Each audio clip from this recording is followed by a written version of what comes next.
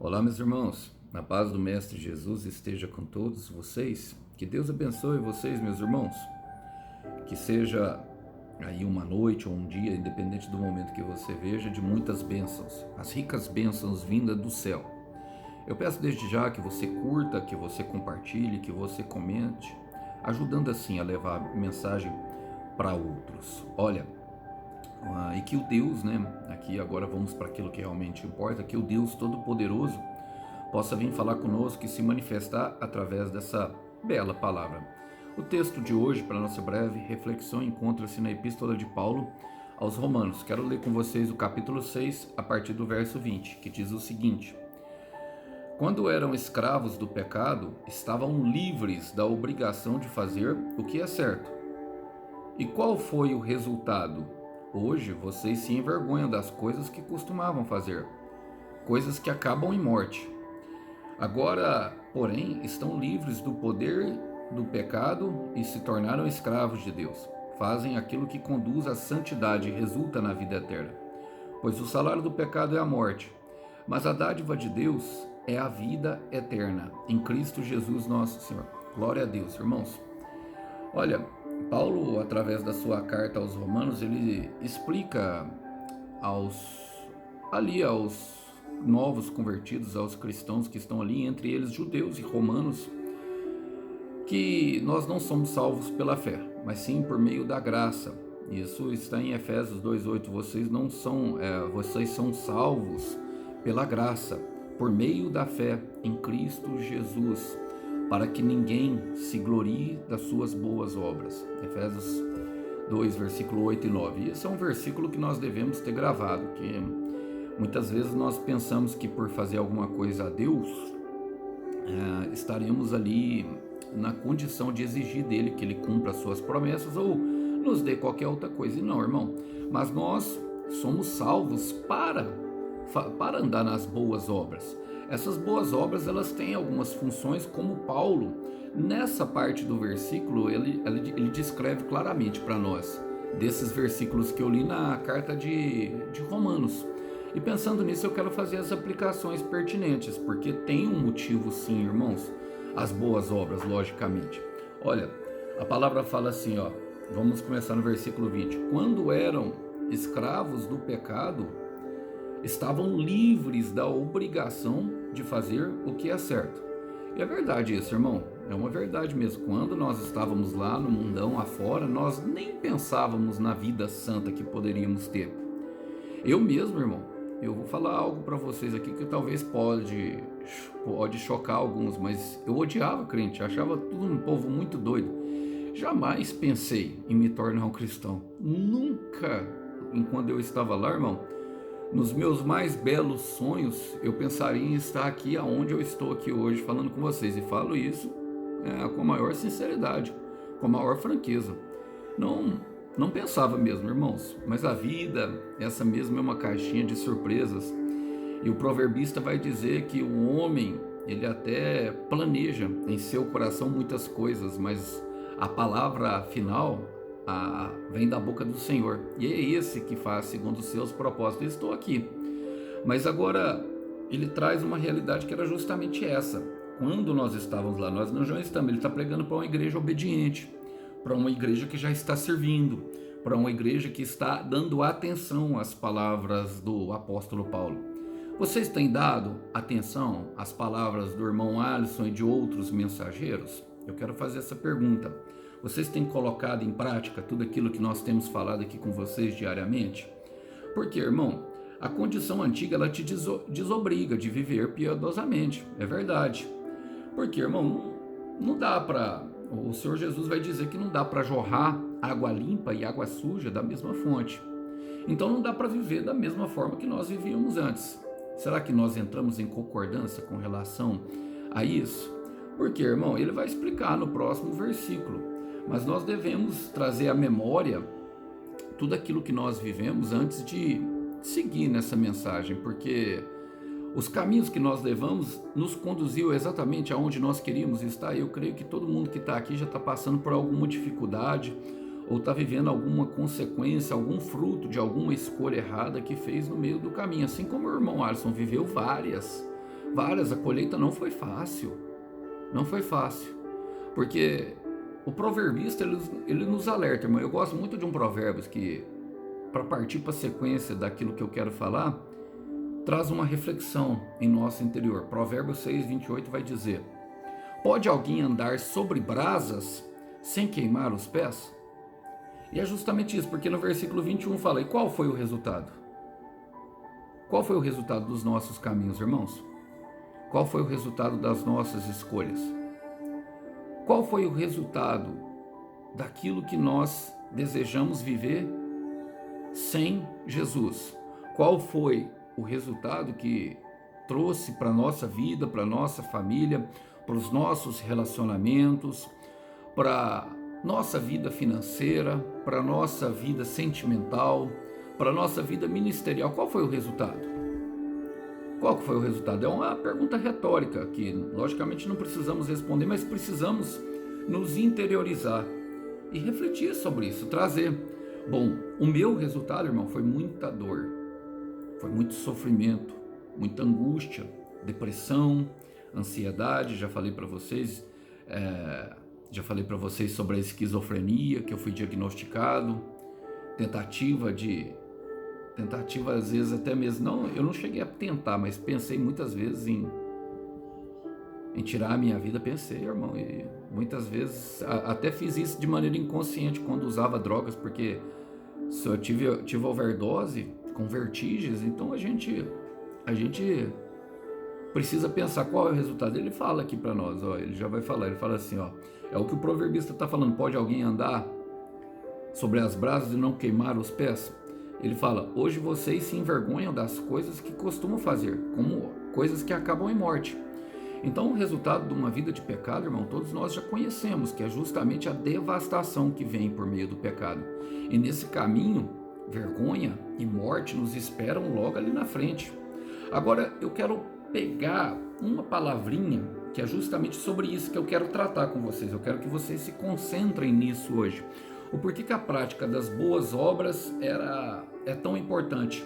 Ele fala assim, ó, vocês se envergonhavam das coisas que costumavam. E quando nós lemos rapidamente essa palavra, ela passa desapercebida. Por quê, irmão? O pecado em nossa mente, ele torna um costume, por isso nos escraviza. Por isso torna-se tão difícil. É um caminho que é traçado pela nossa mente. Porque, irmãos, é bem simples. As dores da vida, elas vão vir para quem peca e para quem não peca. No mundo tereis aflições, João capítulo 16, versículo 33.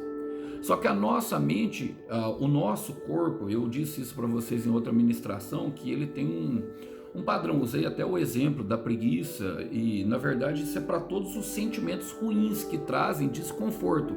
O nosso corpo, a nossa carne, ela quer fugir do desconforto. A nossa carne, ela quer fugir verdadeiramente daquilo que desagrada ela. E aí o que acontece? Nós encontramos alívio por meio do pecado.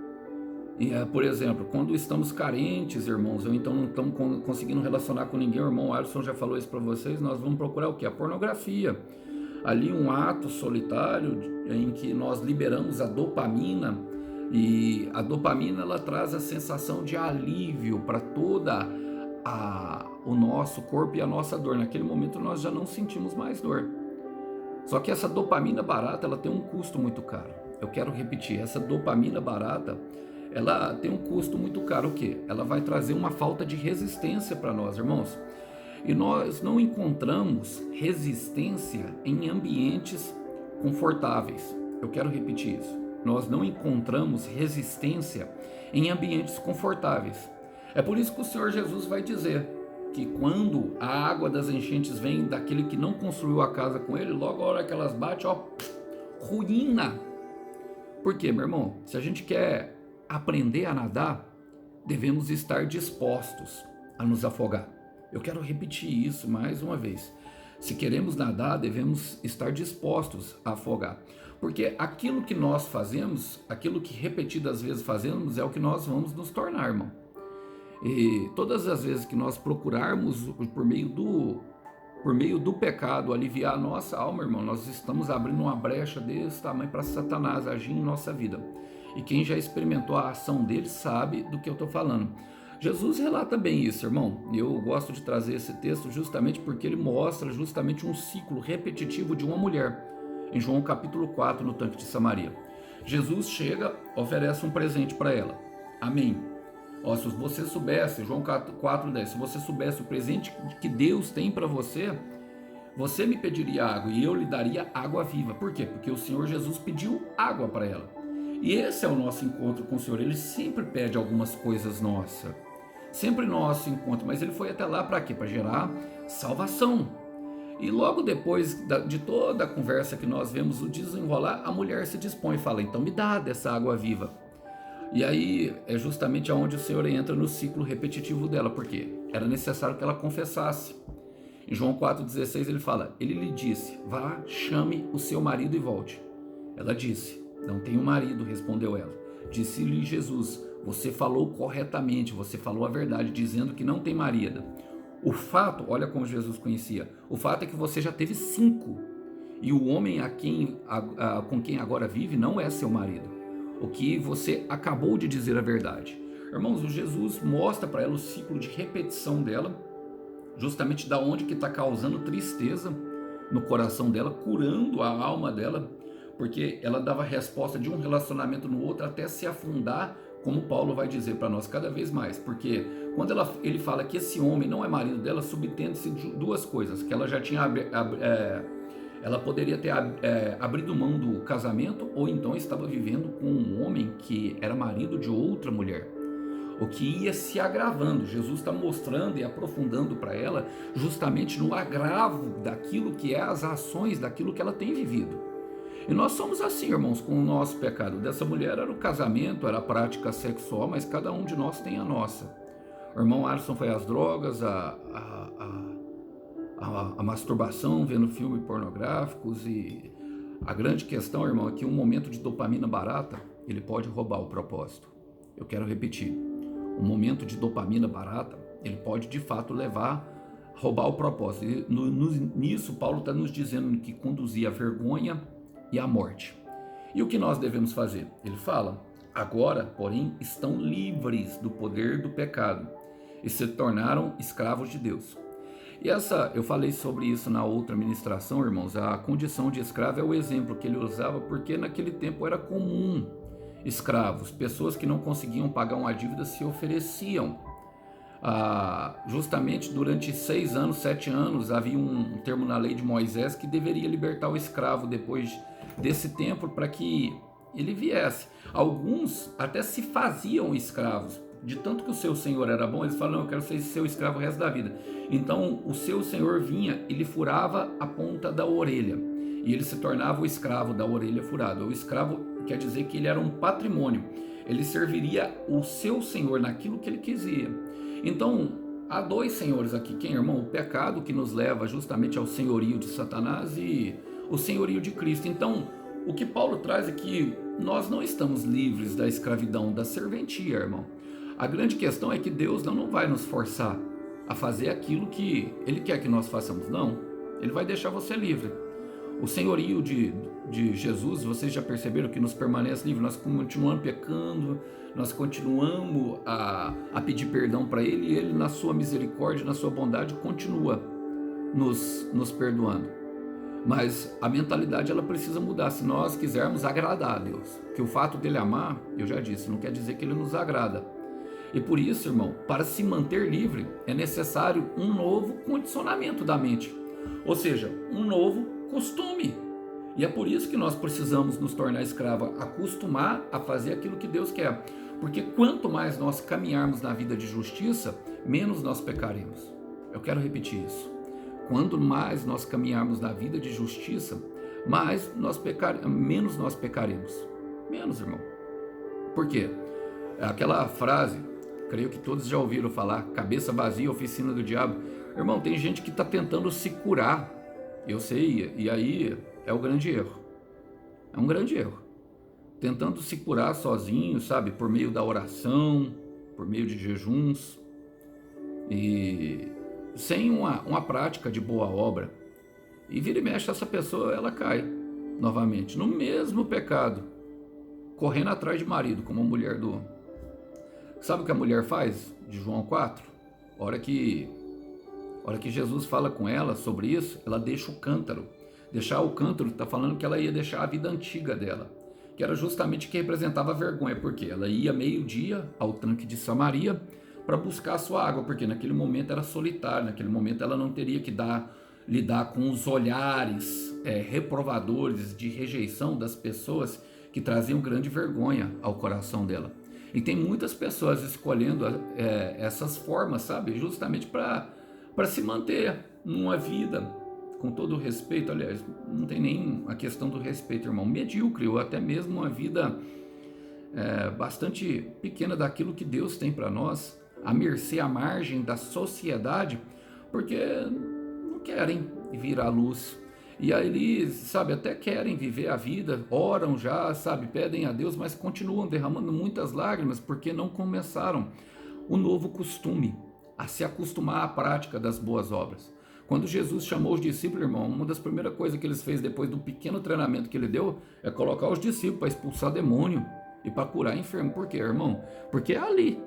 Foi o que o irmão Alisson fez. É ali que nós vamos conseguir, nesse processo que nós vamos ver, irmãos, pessoas piores e também melhores do que nós. Eu falo piores na condição espiritual, irmão. Não existe pessoa pior e melhor que ninguém, não. Tá?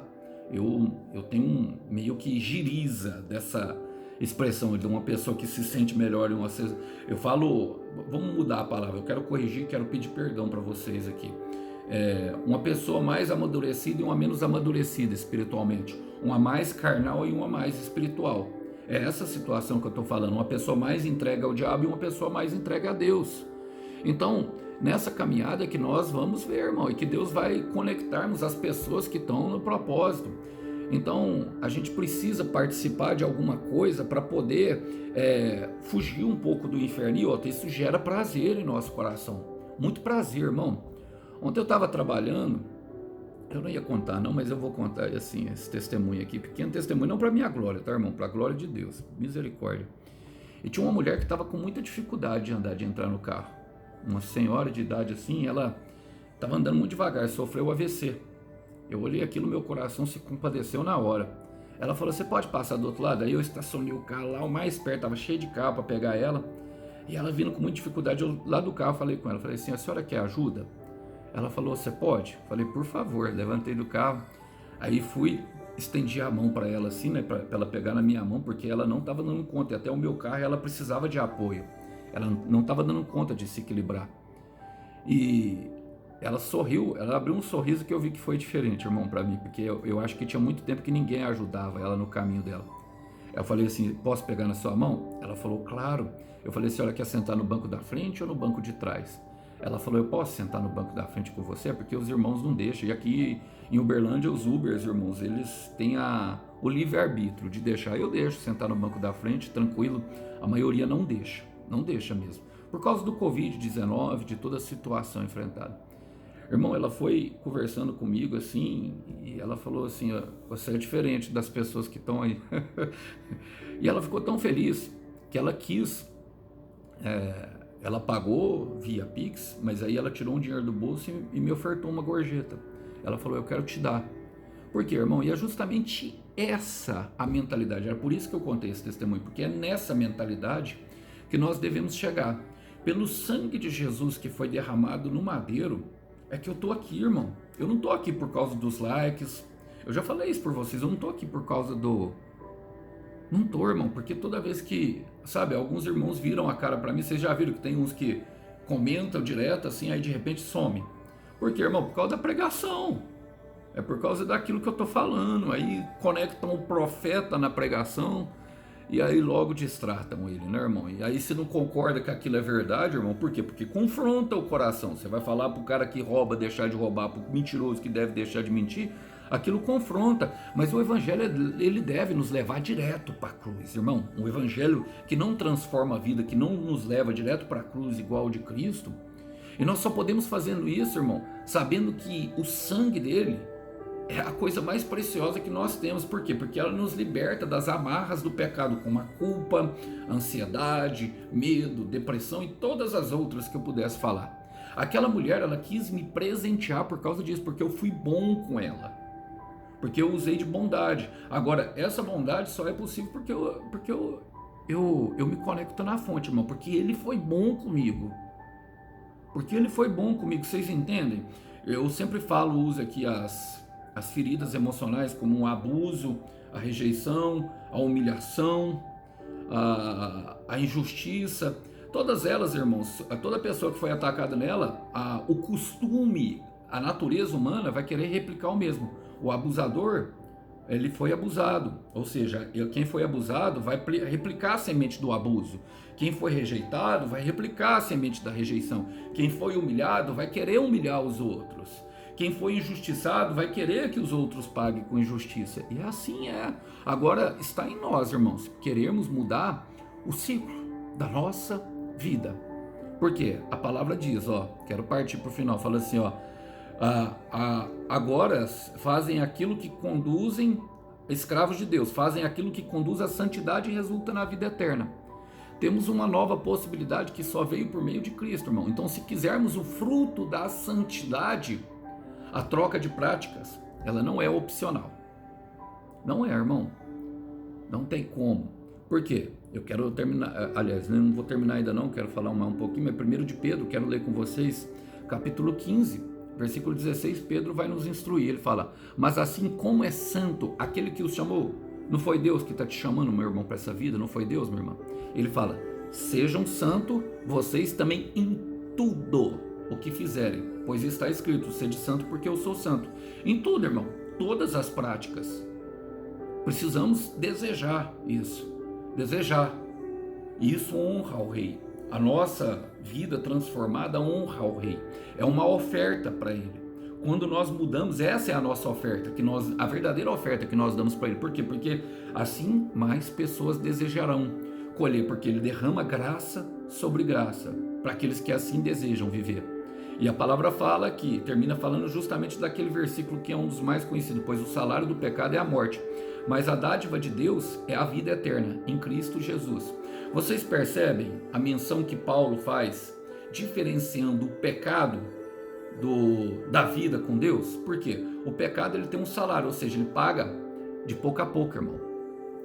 Mas ele nunca chega atrasado, mas ele paga de pouco a pouco. Por quê? Porque isso é até uma bondade de Deus.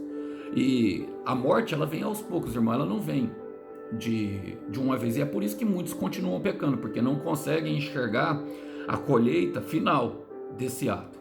Mas quando Deus dá algo, irmão, Ele dá de forma eterna. E essas são as suas promessas.